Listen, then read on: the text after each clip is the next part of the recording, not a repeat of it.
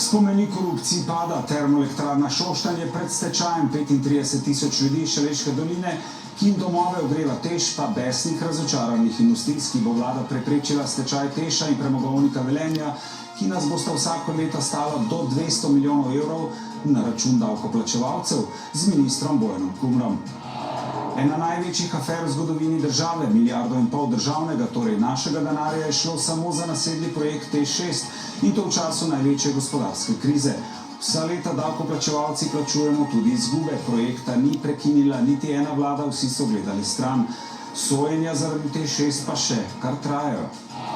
Opozicijska spomenik korupciji pada, termoelektrarna Šoštanj je pred stečajem, 35 tisoč ljudi iz Šaleške doline, ki jim domove ogreva TEŠ6, pa besnih industrijskih. Bo vlada res preprečila stečaj TEŠa in premogovnika Velenja z danes predlaganim interventnim zakonom, ki bi zagotovil javno službo za oskrbo s toploto? Ali pa bodo preprečitev stečaja TEŠ6 spet plačali davkoplačevalci?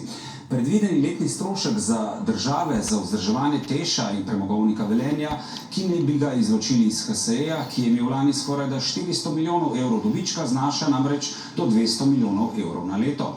Tukaj pa je še 286 milijonski dolg, bo tudi plačilo tega prenešeno na breme države, se pravi davkoplačevalcev, ki so TEŠ6 že tako ali tako preplačali. Spomenik korupciji je namreč na koncu stal 1,5 milijarde evrov. Z nami je minister za infrastrukturo Bojan Kumer. Preden dobimo odgovore, poglejmo odzivi Šoštanja in Velenja. Kaja Kobetič. Nad danes soncem obsijano šoštanjsko termoelektrarno se valijo temni oblaki, s tem pa tudi nad prebivalci Šaleške doline, ki še v kratkih rokavih z veliko negotovostjo pogledujejo proti prihajajoči sezoni ogrevanja. Zato ne preseneča. A vas kaj skrbi? Ja, kaj pa mislite? Kako se bomo ogrevali, je vprašanje. S povišanimi cenami ogrevanja so se, spomnimo, v Šaleški dolini spopadali že lansko zimo. Trenutno ta zadnja položnica, ta največja, je bila skoraj 300 evrov. Ne vem, kaj lahko pričakujemo zdaj. Dvakrat toliko, da nam bomo lahko sam plačo prenakazali, ja, ne vem. Več vprašanj kot odgovorov imata po današnjem sestanku z ministrom, dokler na mizi še ni interventnega zakona, tudi župana občin v Šaleški dolini. Je negotovost najslabše, kar se lahko vsem nam tukaj dogaja. Pa moram reči, da sem vesel, da je do tega sestanka prišlo. Kakršnikoli stečaj termoelektrarne Šoštanj in seveda posledično tudi premogovnika Velenja za nas nedopusten. A brez državne pomoči druge možnosti ne bi bilo, odgovarjajo v HSE. Že recimo leta 27-28 cene kupovno presežejo cene električne energije. Očitno je v našem sistemu nekaj hudo narobe, da holding slovenskih elektrarn na eni strani ustvarja več 100 milijonski dobiček, na drugi strani pa seveda termoenergetske družbe iz Šaleške doline delajo izgubo. Ki pa je zdaj nikakor ne smejo plačati občani, dodaja Goličnik, saj da so v preteklosti že plačali zadostno ceno. Lokalna skupnost je veliko zemljišč izgubila. Izgubila je razvoj, izgubila je napredek. Šoštanjčani nismo pripravljeni dati niti centa, ker HSE je dolžen reševati Šoštanj, ne mi TEŠ. Tukaj bi bilo najbolj za nas, da zaprejo, podrejo, pogrejo. A na zapiranje pred predvidenim letom 2033 ni pripravljeno gospodarstvo, opozarjajo na gospodarski zbornici, razočarani, da so za načrte vlade izvedeli iz medijev.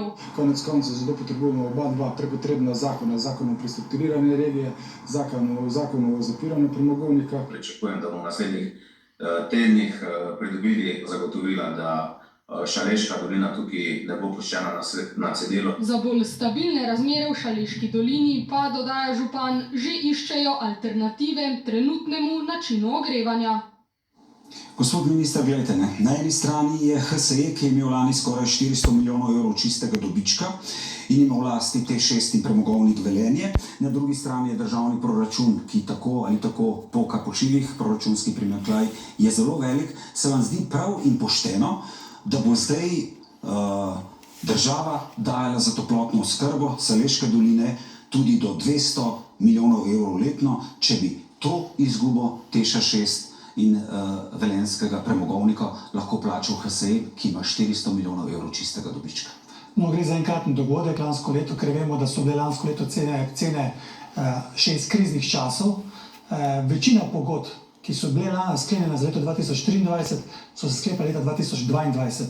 Takrat so bile tudi do 10-krat višje cene na trgu za leta naprej. Danes so skoraj 10-krat manjše. Kaj hočete reči, da TEŠ oziroma HSE ne bo ustvarjal več 400 milijonskih dobičkov in zato ne mora pokriti tega dolga? Težko reči, kakšne dobičke bo HSE ustvarjal v prihodnjih letih, zagotovo pa ta krizna leta, ki so zelo enormno dvignala ceno na veleprodajnih in drobnoprodajnih trgih, teh cen, če krize ne bo, ne bo. Stroškovna cena TEŠ-a pa ne prenese ceno na trgu. In zato mora HSE znotraj skupine prerazporejati izgube oziroma dobičke. In to z naslednjim letom ni več dovoljeno, ni več skladno z EU pravili. In država mora intervenirati. Ampak pravite, da država mora intervenirati, ne, tako da bi prenesla TEŠ6 in premogovnik Velenje na SDH, ampak in potem dala do 200 milijonov evrov na leto za delovanje teh dveh družb, ne, ampak se bo to državni denar, davkoplačevalski, bo ravno tako šlo za nedovoljeno pomoč. Danes sem vsem deležnikom na sestanku zagotovil, da se bom potrudil po mojih najboljših močeh, da ne bo šel denar iz davkoplačevalske malhe, ampak da bomo dodatno obdavčili oziroma investirali dobičke energetskih podjetij za kritje te izgube. Na drugi strani bo HSE se razbremenil tako imenovane termodivizije TEŠ-a premogovnika Velenje in bo lahko ustvarjal nove investicije, nove dobičke in je prav, da se ti dobički investirajo nazaj v TEŠ in v premogovnik Velenje. Namreč TEŠ je edini toplotni vir za ogrevanje Šaleške doline. To je že res, gospod minister, ne? Ampak vi ste zdaj podajali eno pomembno zadevo, ne? Da se bo HSE, ki ima 400 milijonov evrov dobička, ne, rešil v resnici premogovnika Velenje in TEŠ6, ne, na račun davkoplačevalcev. Ne? Mi se bojimo, se nam bo potem ponavljala zgodba kot doslej, ne? Da bomo spet davkoplačevalci reševali HSE, a ne? HSE pa bo potem koval še naprej dobičke od prodaje elektrike, davkoplačevalci bomo pa sanirali ves ta dolg. Ne, rad bi ponovil še enkrat, da lansko letni dobiček v letu 2023 je bil ustvarjen s kriznimi cenami. Gre za zelo enkraten pojav v zadnjih 10 letih. Letošnjem letu ne bodo takšni dobički, naslednjem letu pa zagotovo ne, če imamo danes tržni signal, ki je nižji, kot so stroškovne cene določenih proizvodnih enot. In moramo zagotoviti, da ne pride do težkega finančnega položaja. Danes so celo rekli, da bi se sprožili tudi določeni insolventni postopki. Tako da, dokolikor investiramo dobičke energetskih podjetij za kritje termodivizije, ki ne bo več pod okriljem HSE-ja, ne bo prišlo do davkoplačevalskega denarja, ki bi se zagotavljal za kritje.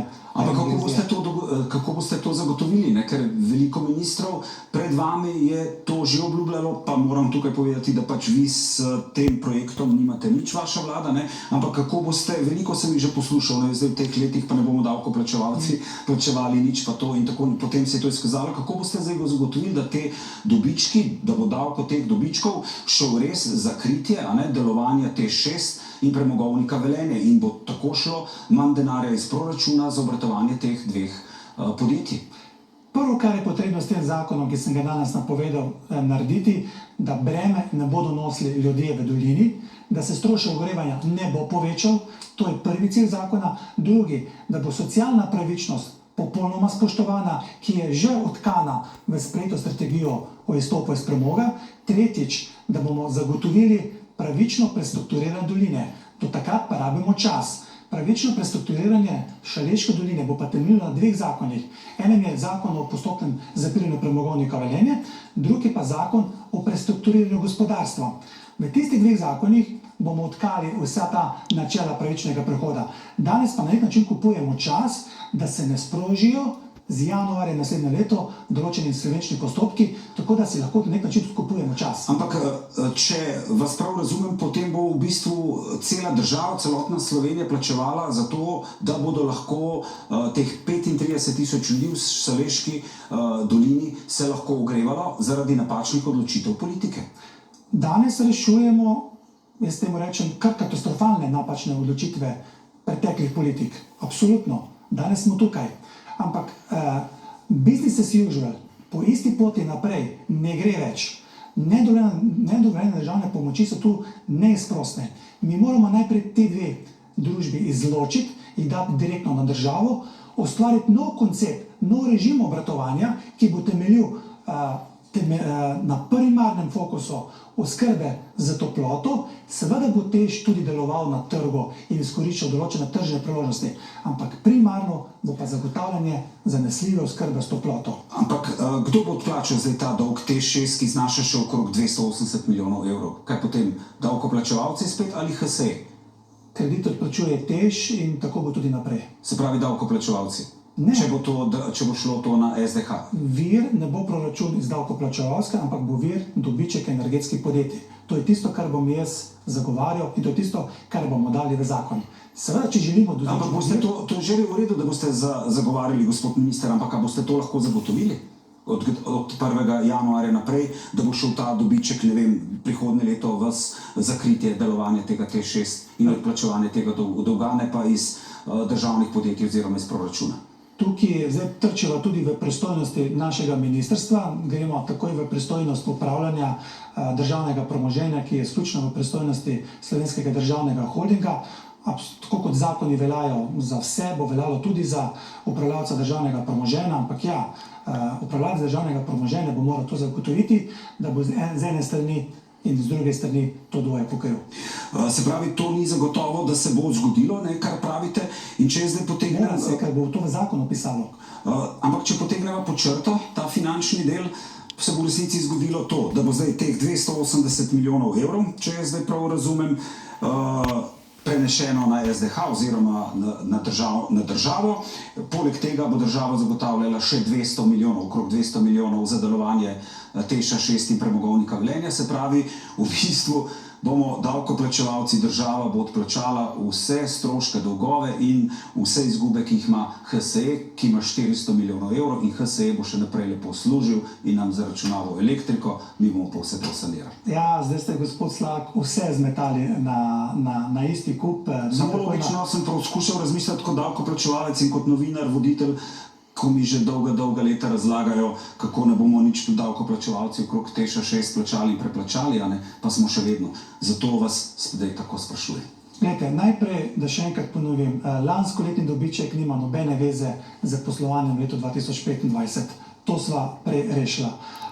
Drugič, kredit se odplačuje se strani TEŠ-a in to se bo odplačevalo še naprej. Tretjič, potrebno bo zagotoviti vir za financiranje edinega vira toplote in to bodo dobički podjetij, verjetno bo dovolj dobiček kar holdinga Slovenskih elektrarne, brez termodivizije. Četrtič, treba bo zagotoviti, da cena toplote se ne bo dvignila za ljudi v dolini. Seveda, če bo dala država 150 milijonov, potem se cena ne more dvigati. Se ne bi smela, ne? Za delovanje TEŠ 6 pa premogovnika. Simulacije oziroma analize kažejo, da so številke od 125 milijonov evrov čistega EBITDA-ja v naslednjem letu, seveda so določene predpostavke. Cena električne energije je prva predpostavka, cena kuponov je druga predpostavka, obseg delovanja oskrbe s toploto, topla zima, hladna zima, koliko toplote se bo porabilo, tretji dejavnik. Še več drugih dejavnikov je, potrebno bo določiti nov režim delovanja, nove termoelektrarne Šoštanj oziroma premogovnika Velenje. Od vseh teh dejavnikov se bo po na koncu videlo natančno, kakšna finančna posledica bo potrebna se strani države, da to pokrije.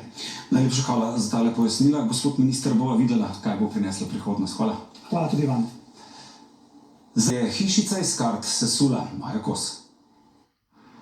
Slovenija termoelektrarno potrebuje, tako se je začelo, a že od samega začetka obratovanja je tako rekoč v minusu. Razlog, proizvodna cena elektrike je višja od cene na trgu in posledica utapljanja v rdečih številkah, ki je TEŠ ohromilo že 2021.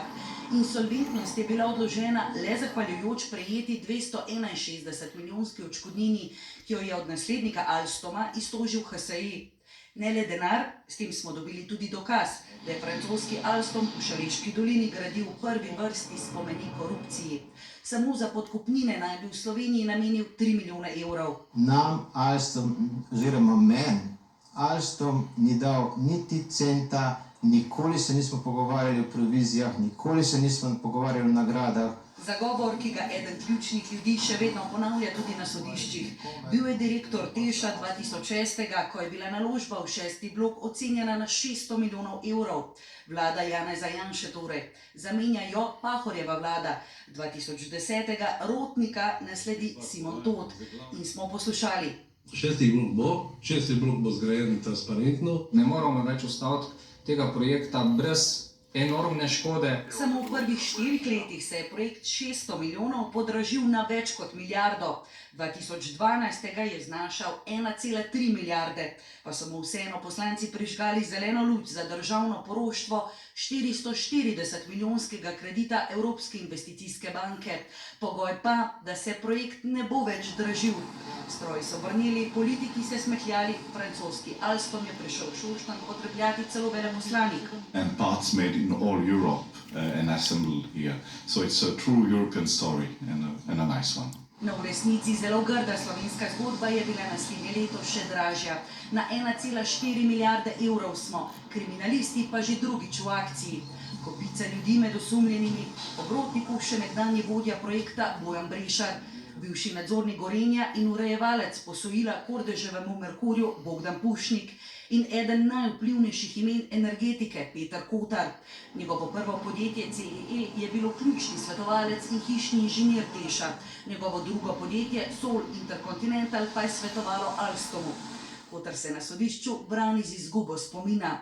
In da ga osvežimo, kriminalisti so ovadene sumili, da naj bi poskrbeli, da je posel dobil Alstom. In ker so s spreminjanjem pogodbe izbranemu dobavitelju ves čas popuščali, je neupravičeno pridobil premoženjsko korist v znesku 284, nekaj več kot 284 milijonov evrov. 11 aneksov, še več posebnih dogovorov, mižanje čisto vsake vlade po vrsti, medtem ko levi in desni drug na drugega kažejo s prstom.